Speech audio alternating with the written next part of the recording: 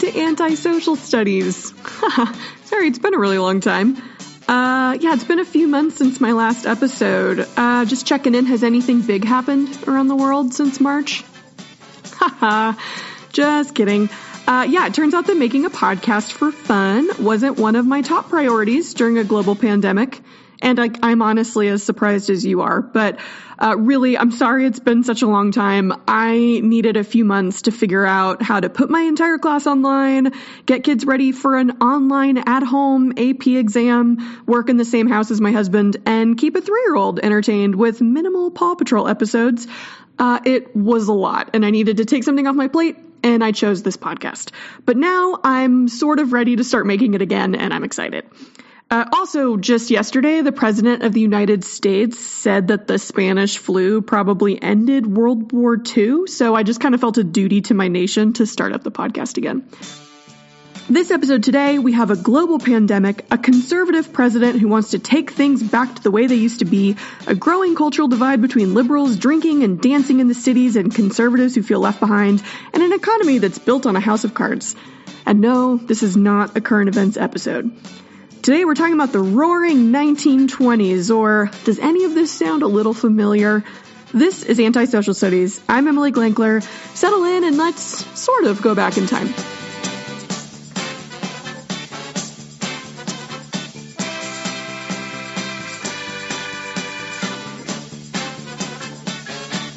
Okay, before I get into Act 1, I do just want to go off script a little bit and talk for 1 minute about the Spanish flu, because it's become infinitely more important to our history knowledge in the last 6 months than it's ever been before. This is not a joke. In previous years, when I got to the Spanish flu pandemic of 1918, before COVID, the way I taught it was I told kids, hey, remember in Twilight when Edward was dying in a hospital and then Carlisle made him a vampire? And they say yes. And I go, he was dying of the Spanish flu in 1918.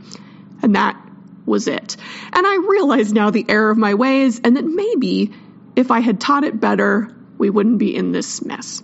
But just really quickly, the Spanish flu pandemic of 1918 it didn't cause the end of World War I, which is what I think the president meant. It actually originated, as far as we know, in Kansas on a military base. The reason why we call it the Spanish flu is because we were in the midst of World War I. And so our government was censoring the media and didn't want to report on this kind of dangerous strain of the flu. They thought it would be bad for morale. Most other countries that were experiencing it as well didn't really report on it. However, Spain was not fighting in World War I, so their media was not censored. And so the first really public reports of it came out of Spain, and so we started calling it the Spanish flu. In reality, the first documented cases, as far as we know now, were from a military base in Kansas.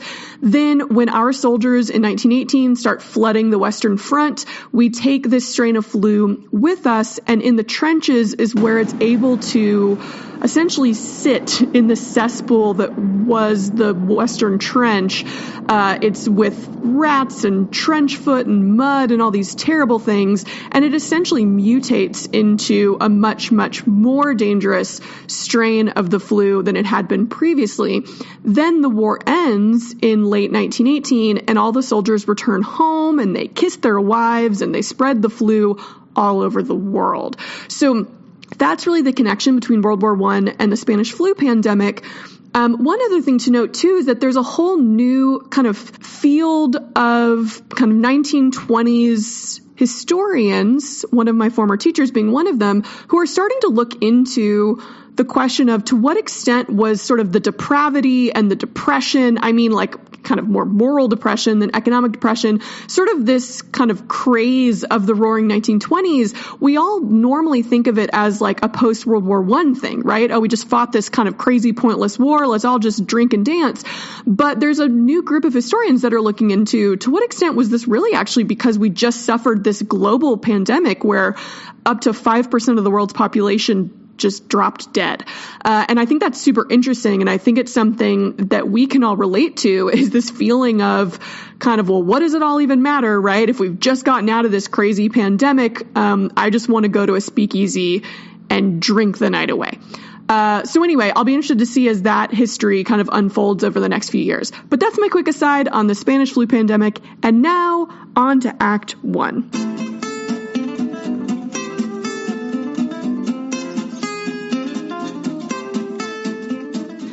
1, return to normalcy. So after the chaos of the Progressive Era and World War I, and really the Spanish flu, a lot of Americans are like, okay, we let women vote, that was cute, now let's all just calm down and kind of go back to the way things were. There were a series of Republican presidents that were elected, starting with Warren Harding, who campaigned on the idea of a, quote, return to normalcy. And his campaign slogan was, checks notes, America first. But it makes sense. I mean, for almost all of American history, the country has been isolationist. Thanks, George, right? Sure, we got involved in Latin America, but that was just us Monroe doctrining. Like, typically, we stayed above the fray in European affairs. We've selectively followed George's advice. And Wilson had to get dragged into World War I, and most of the country agreed that we should just kind of go back to just focusing on ourselves and the economy and move away from more global affairs. And this idea was also supported by conservatives who were bristling under all the changes of the Progressive Era. And we're going to see this trend throughout the 20th and now the 21st centuries, a period of really liberal reforms followed by a rise of conservatism. I see you, Nixon, silent majority. We're getting to you, Nixon. And I mean, really, it was easy and made sense for Republican presidents to just say, let's focus on the economy, because the economy was straight up crushing it in the 1920s. We entered World War I as a debtor nation, but by the end of the conflict, the Allies owed us $10 billion. Sweet! By the 1920s, we were the dominant economic power in the world, and we used that newfound influence to try to bring the rest of the world to our viewpoint of war is bad, business is good. Throughout the 20s, we signed a series of international agreements meant to prevent military buildup and avoid future conflicts. Specifically, in the Kellogg-Briand Pact, 15 nations signed a treaty agreeing to abandon war altogether and settle all disputes peacefully. Oh, look at how sweet and naive we were in 1928. What a difference a year makes. Okay, so we were isolationist-ish. And really, our biggest focus was getting the Western economies of the world back up and running, and we did that by funding most of Germany's war debts. Remember from season 1 how the Treaty of Versailles forced Germany to pay so much in war reparations that they basically just invited Hitler to come take them over and didn't pay off the debts until 2010? No? Just me? Cool. Well, the U.S. stepped in to try to prevent that from happening. American banks lent money to Germany so that they could pay back Britain and France, who in turn could pay us back and start buying our stuff again. It was a perfect plan. That is, unless American banks somehow just suddenly fail overnight. Anyway. So Warren Harding's Secretary of the Treasury, Andrew Mellon, built a new economic policy that would become the foundation for modern Republican policy. It boiled down to 3 goals: balance the budget, reduce government debt, and cut taxes. This last part is crucial and controversial, and it's now known as supply-side economics. Basically, the idea is that if taxes are lower, businesses will have more money to invest in expansion and new jobs, and consumers will have more money to buy stuff. And we'll come back to this in a few episodes. Don't worry, Reagan. We're getting to you too. By 1928, income tax for most Americans was just 0.5%, and it had dropped for the richest Americans from 73% to 25%. And what were people doing with those fat wallets? They were buying stuff. On the surface, the economy was booming. Per capita earnings grew 22% over the decade as work hours decreased. People had a growing disposable income that they spent on new mass-produced goods. Most famously, Ford lowered the cost of his Model T so that the car became a common purchase instead of a luxury item reserved for the rich. In fact, in 1925, about 80% of families who owned a car didn't have bathtubs with running water. People wanted a Model T more than they wanted a bath. American innovation was also booming. Just 20 years after the Wright brothers first took flight, the Postal Service was carrying mail via planes, and Congress was investing federal money to build airports. In 1927, American Charles Lindbergh completed the first transatlantic solo flight, and by 1928, there were 48 different airlines serving 355 American cities. The radio industry grew and connected Americans culturally more than ever before. But even though the 1920s were mostly about economics, they weren't without political scandal either. Haha.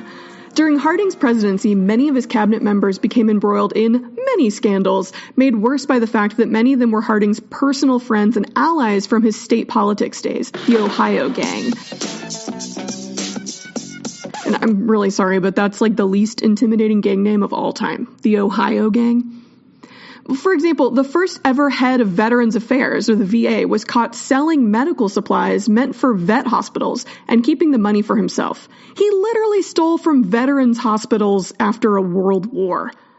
Harding's attorney general accepted bribes from German agents trying to buy a company that had been seized during the war by the U.S. Like, we just fought the Germans in World War I, guys, chill.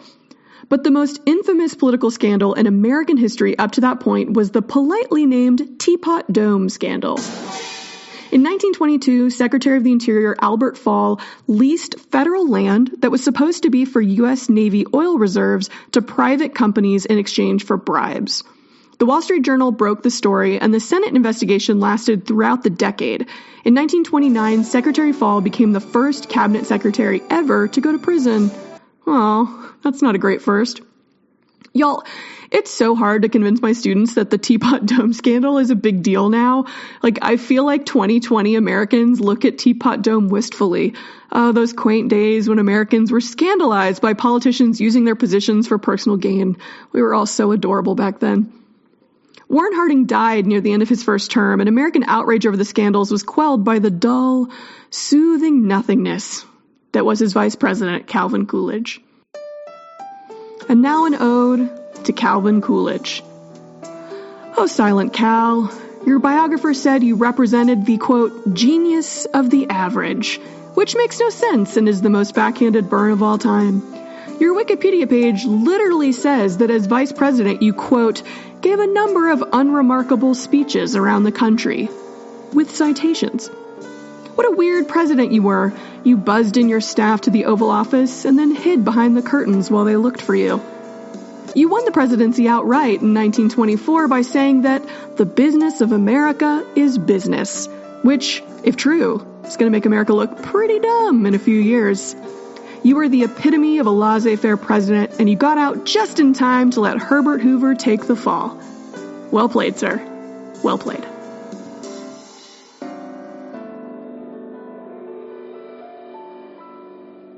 Act 2.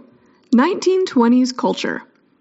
So, I get it. I know that the real thing everyone cares about when we talk about the 1920s is the parties.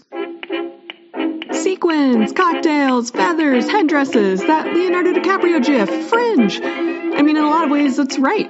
The 1920s were in a lot of ways about a feeling. Young people had moved to the cities, everyone had cars and thus more freedom.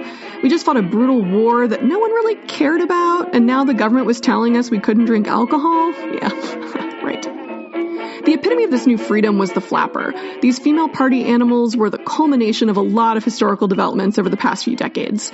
Women getting out into the workplace during World War I and now having their own spending money, plus a political voice through suffrage, plus more control over their body thanks to Margaret Sanger's work on birth control.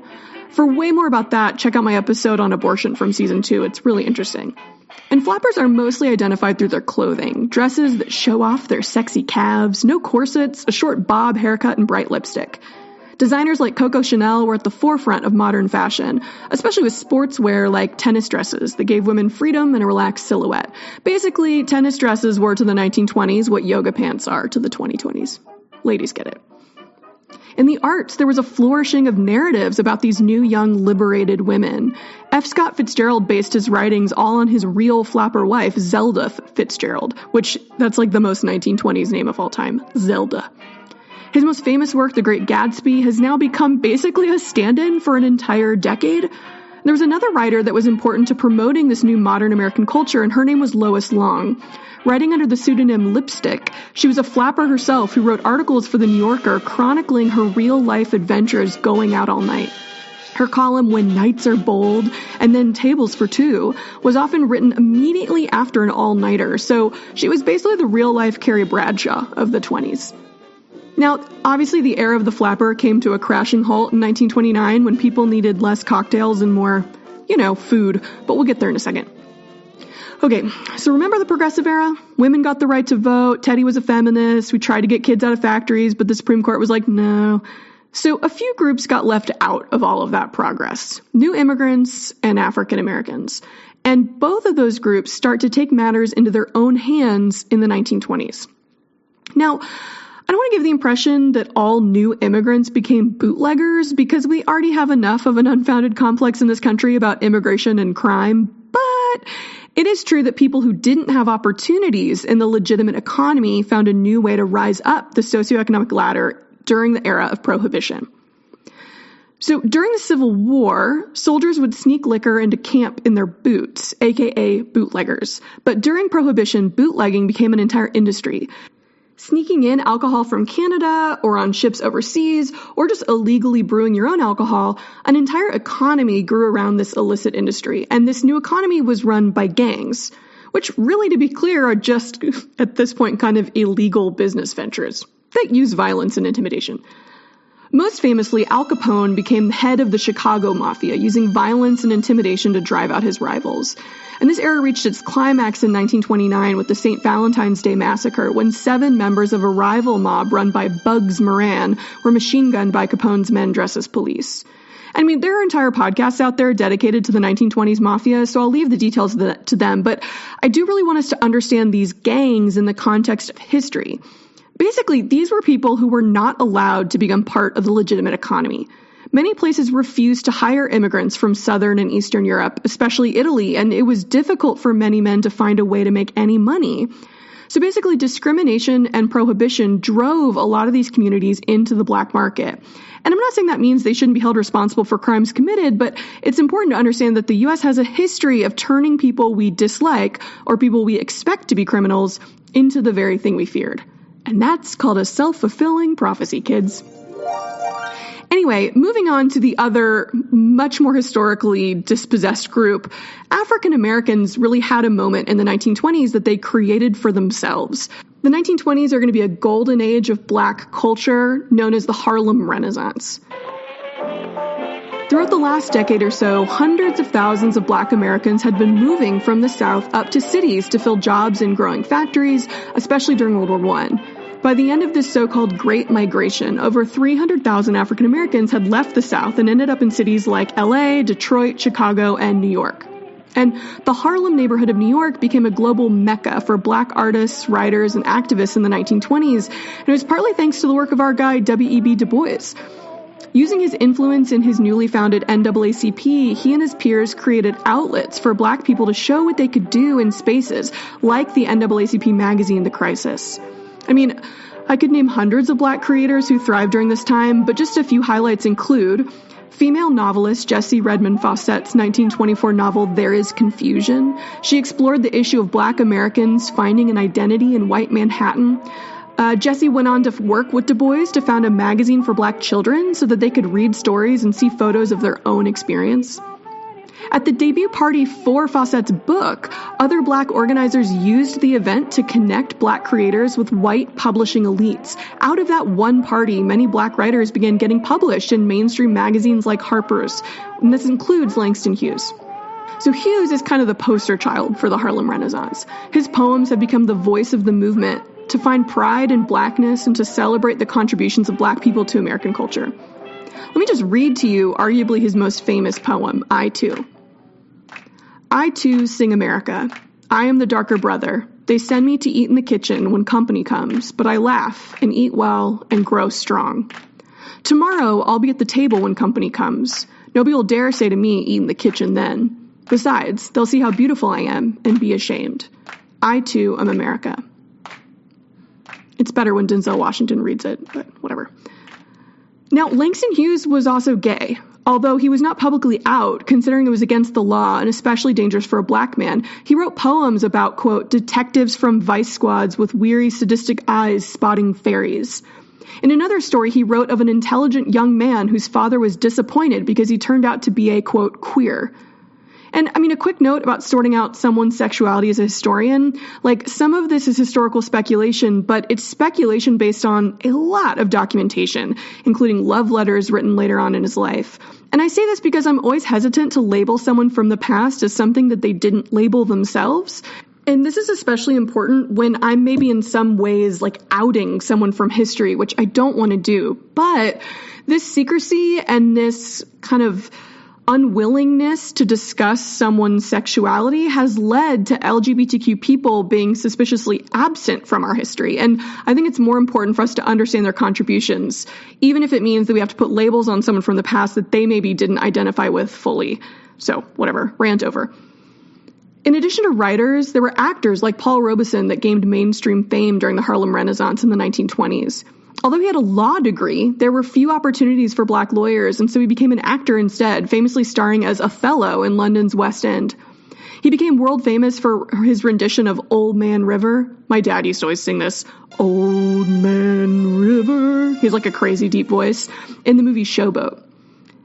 Also, in terms of theater, in 1921, Shuffle Along debuted on Broadway, bringing Harlem musical reviews to a white audience. In fine art, Aaron Douglas adapted African art styles to paint the Black American experience, earning him the title, the father of Black American art. And I'll post some of my favorite paintings on my website. Like teachers, they're an amazing teaching resource. They're full of history, these massive murals that like link the long American past to the current situation of Black people in the 1920s and 30s. It's really amazing for analysis, and they're just beautiful. But the most well-known contribution from Black culture is jazz. And like now, full disclosure, every year when I teach about this in my classroom, I bring in one of our music teachers who literally has a degree in this. Like, actually. So I can't explain it as well as she can, but essentially jazz and blues are the culmination of the Black experience in the United States. Many of the instruments, like the banjo and drums, are distinctly African. They were brought over by enslaved people, and they mixed with European-style big band sounds. Artists like Louis Armstrong, Fats Waller, and Duke Ellington played and composed music for big bands full of Black musicians. Singers like Bessie Smith brought the blues into mainstream American music. Bessie Smith, also known as the Empress of the Blues, was famous around the world, but she died in the 1930s in a car accident. I mean, actually, she didn't die in the car accident. She died because the first ambulance to arrive at the scene was for the White Hospital, and they refused to take her. And it's an important reminder that although Black artists are becoming recognized and respected for their talent around the country, racism is still alive and well. With this music, tap dancing became a common dance style for African Americans, and it's also a unique mixture of American history, actually African and Irish history. Enslaved Africans used music and dance to retain their heritage and to pass time on plantations. And often without drums or other percussive instruments, they used their feet to express the beats and the rhythms of their music. And with the migration of African Americans into cities, this style mixed with jigs from new immigrants from Ireland. And fun fact, the Irish jig is also in itself a rebellious form of dance. When the English took over Ireland, they forbade them from practicing their Irish culture. With English officers roaming the streets in Ireland, people in pubs started dancing just from the waist down, their legs hidden from view behind the bar. The Irish jig, with its rigid upper half and chaotic legs and feet, was essentially a screw you to the English for trying to eliminate their culture. Anyway, these various dance forms melded in the cities to create modern tap dancing. And can I just say that I love that really, like, the most rebellious form of dance is tap dancing? The most famous tap dancer was Bill Bojangles Robinson, who became world famous when he tap danced up and down the staircase with Shirley Temple. Now, there was division and controversy within the Harlem Renaissance, just like any other movement, right? Black people are not a monolith. For one, there were generational divides between older activists like Du Bois and younger or more radical people within the movement. Zora Neale Hurston's literary magazine Fire, that's all caps with 3 exclamation points, it discussed issues that were taboo within most of society, including homosexuality. And then there were some African Americans who felt like Black artists were selling out and turning their culture into a commodity to be consumed by white audiences. I mean, it's easy to see where they came to this conclusion, right? Because while there were plenty of nightclubs in Harlem for Black people to enjoy their own music, the most successful clubs were those that catered to white New Yorkers. The most famous of these was the Cotton Club. Get it? Cotton, like slaves, and cotton's white. Ugh, yeah, real clever. The audience at the Cotton Club was entirely white, but the talent on stage was often the most respected Black musicians of the day, most notably Duke Ellington. And the real question was whether this was selling out or a sign that Black culture and thus Black people were slowly becoming more accepted by general society. But I mean, there were divisions across the United States, not just within the black community. In fact, the 1920s was in many ways characterized by this massive cultural divide in our country that had been growing over the past few decades. 1920 was the first year in American history when more Americans lived in cities than in rural areas. By this point, the U.S. economy was industrialized, but that technology and progress hadn't reached many parts of the country. Those living in small towns were still essentially in the 19th century, and they often felt isolated and confused by the new growth and chaos of the cities. Many men marveled or were horrified by new liberated women. A famous comic strip showed common conversations between older people talking about the good old days of tradition and propriety, and it was ended with, "Them days are gone forever." It's essentially the OK Boomer of the 1920s. Basically, they'll show some conversation about a guy being like, "I want a wife who will obey me," and then people just laugh and say, "Haha, them days are gone forever." With cars, birth control, short skirts, speakeasies, all-night dance parties, the group that often felt the most left behind was evangelical Christians. And all of this came to a head in the famous Scopes trial of 1925. As famous lawyers debated back and forth over the merits of teaching evolution in science classrooms, Americans tuned in, often on new radios, to hear what was essentially a conversation between traditional Puritan America and modern progressivism. Clarence Darrow argued for the progressives against William Jennings Bryan, who represented the evangelicals. And the issue in trial was actually pretty simple. A high school biology teacher, John T. Scopes, taught evolution in his classroom, even though a Tennessee law declared that illegal. But that wasn't really the debate. I mean, he clearly broke the law. That was the point. Progressives wanted to shine a light on evangelical influence in politics, while evangelical Christians held on as they felt like so much of what they knew was being discarded in favor of modernity. In the end, the evangelicals won the battle but lost the war. Scopes was found guilty and fined, but his punishment was eventually thrown out. And the spectacle of the trial was politically really embarrassing for evangelical Christians who decided to kind of stay out of politics for about 50 years.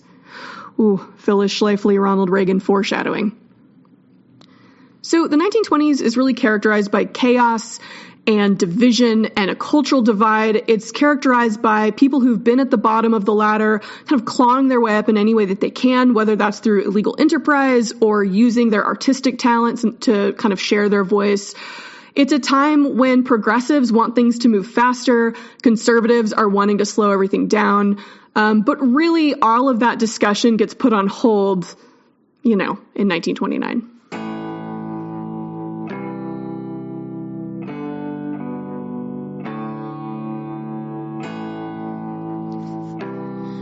Act 3, Economic Collapse. Okay, I'm going to keep this last section short because it's confusing. Those of you out there who are experts on economics, you might just want to stop listening right now. It's going to be painful. But the big question we just need to answer is, how did we go from a roaring economy to the Great Depression seemingly overnight? So, about that roaring economy. Sure, right? The overall economy was growing. People were moving to cities, factories were making things cheaper, wages were going down, prices were going down. But there was so much growth and new technology that made production more efficient that supply outpaced demand. Manufacturing output rose by 32%, while wages only rose 8%. And people weren't saving their money anymore. They were spending it on those cheaper goods or gambling with it in the stock market. The idea of stocks has been around for centuries. The first stock exchange was actually in Amsterdam in the 16th century. But by the 1920s, the stock exchange was booming because of a few developments. For one, credit was now a thing. People could get money on credit, buy stocks, and then pay it back with their winnings. Earnings, but really. The trick was that credit became popular during a time when the stock market was growing exponentially every year. It seemed like a sure thing that if you bought a stock, within a few months, its value would go up and you would make money. By 1929, Americans overall had effectively $0 in savings, but had invested $1 billion in the stock market. I'm going to say that again. When you look at the American population overall, there was $0 in savings, but $1 billion invested in the stock market. So people bought more and more stock on credit, taking out loans from the banks. And to make things worse, banks were also investing a lot of the money they had stored away in stocks and other risky investments. All of this was expedited by the fact that there was zero regulation on the financial industries. Really, like if I wanted to start a bank, I would just get a building and set up a bank. People could give me their money for safekeeping and I would keep it safe. Or I would use that money to loan out to other people with interest, or maybe use some of it to buy stocks myself. All of this would be totally fine unless everyone asked for their money back from the banks at the same time, but that would be insane, right? Anyway, while city dwellers were living it up, farmers had been struggling throughout the 1920s. During World War I, the government guaranteed prices for farmers, providing crops for soldiers overseas, and with Europe at war, global demand skyrocketed. Farmers were making a ton of money, and they invested a lot of that money into new technology or more land. But unfortunately, after the war, when Harding returned everything to normalcy, that meant taking away all of those wartime supports. Farmers now had more land than they could farm, and they had bank payments for their new tractors or farm equipment. There was also a series of droughts throughout the decade that made their situation even worse, but, I'm sure they'll be fine. Meanwhile, in Europe, Germany was struggling to pay back its war reparations. Right? Germany was drowning in debt as they tried to pay Britain and France back. The Allies themselves owed the U.S. over $10 billion. Our economy relied on a thriving economy in Western Europe, so we stepped in to help. We came up with what I mentioned before, the Dawes Plan. American banks would loan money to Germany. They would use that money to pay back Britain and France, who could then use that money to rebuild their economies and do more business with the United States. That would put money back into American banks, who could loan more money out to Europeans or Americans. Whew, all right, this is all happening at the same time. So back to the stock market. I don't know much about the stock market, but I know that sometimes it goes up and sometimes it goes down. Meaning, it can't keep going up forever. By the end of the 1920s, prices began to go down, as they just sort of had to at some point. But since so many people had bought their stocks with credit or loans, they kind of freaked out and they sold off their stocks really quickly, hoping to minimize their loss. But as those people sold their stocks, that caused stock prices to go down even more, which freaked out other investors. They sold off their stocks and the whole system basically imploded in October 1929 with the stock market crash. Now, I want to be clear. In 1929, only 10% of Americans owned stocks. So the stock market collapse itself was not the cause of the Great Depression, but the domino effect and the ill-informed responses by the government did lead to the Great Depression. If people had money in savings, then they went to get it from their banks so that they could pay off their lenders for the stocks that had gone bad. In addition, banks themselves had often invested in the market, and so they lost money. In some places, there were runs on the banks where everyone panicked and went to take their money out at once. Like, remember that dinky little bank that I made? I mean, I wouldn't have everyone's money just sitting there waiting for them. I was smart, right? I invested that money. I loaned it out. I lent money to individuals to buy stocks. I invested it. Long story short, the banks ran out of money, and some people literally lost their entire life savings in an instant. You go to the bank, you say, I'm supposed to have $3,000 in the bank, and they say, sorry, we don't have that money, and now you have zero. Again, this on its own didn't immediately cause a depression. There are things now that we know the government could have done that might have softened the blow. For example, the government could have stepped in and bailed out the banks, giving them money to stay afloat like Obama ended up doing in 2008. Or the government could have provided money directly to businesses to keep paying their workers, like the Trump administration has done during the pandemic. But in the 1920s, the idea of the government getting that involved in the economy was essentially unimaginable. And the only agency that could have maybe done something, the Federal Reserve, or Fed, that had been created by Wilson, they also panicked and they raised interest rates, trying to protect their own assets and not lose the money in reserve that they had for this exact moment, right? I mean, the Fed had been created to take money and put it in reserve in case banks ever needed it. But, it's not really their fault. If the Fed had given out all of its money to banks, it still wouldn't have been enough, right? I mean, they were created and prepared to save a few banks, not every bank in the country. But with banks going out of business or seriously weakened, they called in their loans, meaning they asked people to pay the loans back immediately. So this left small businesses owners ruined. In addition, they stopped loaning out more money, so the businesses that were still around couldn't get money to keep themselves going. And all of this led to unemployment, meaning that people now didn't have money to spend in retail stores, which then went out of business. Essentially, the entire economy just kind of ground to a halt. And it's easy to look back at this and get annoyed at everyone in the 1920s because in some ways they created the very problem they were trying to avoid, right? Basically, the economy keeps working if everyone just believes it's working. If everyone trusts the banks and the government, then they keep their money with them. And there would have been enough, maybe to help out just those hit hard by the stock market crash. But that's easier said than done. The spiral that leads to the Great Depression is entirely understandable when you realize that every individual in business was acting entirely rationally and in their own best interest. But that led to the collapse of the system for everyone. Like, if you own stocks and the price starts going down, it makes sense that you would sell out of fear that you might lose more money. If you're a bank and everyone asks for their money back, it makes sense that you would call in all your outstanding loans to try to pay everyone back. If you're a business owner having to pay back loans, it makes sense you would fire your workers to cut costs. If you're newly unemployed, it makes sense that you would stop buying unnecessary consumer goods. But the unregulated economy and the hands-off approach of the government in the 1920s meant that no one was looking at the bigger picture. Oh, and by the way, remember how the entire European recovery process was built on American banks? Oops. The 1929 collapse spread around the world, especially Western Europe. But it's fine, right? I'm sure economic collapse in war-torn Germany won't have any world-ending consequences we'll need to worry about. To be continued.